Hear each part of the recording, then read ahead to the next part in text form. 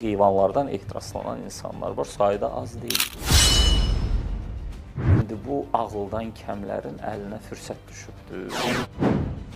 Bir uşaqda olmaqla deyil, o uşaqları gen analizinə ver, gör hələ onlar ən murdar, ən iyrənc yollardan uzaq durmalısınız. Biri demir ki, bu nə biabırçılıq deyilirsən. Birincisi onu bilməlidir qadınlarımız ki, dünyada ən murdar kişi növləri hansılar? Zərrə qədər ləyaqət olan biri heç vaxt razılıq verməməlidir ki, onun kişi sözü çox ağır ifadədir. Hər Y xromosomun daşıyıcısına biz kişi deyə bilmərik. Hər bir kəsin toyunda onun öz qeyrətinə və namusuna uyğun olan ya bunun ailəsi var, 4-5 uşaq doğulub, amma dərinə gedəndə məlum olur ki, hansı qucaqlardan, hansı taxtçalardan, boğçalardan, yataqlardan keçib bu adam.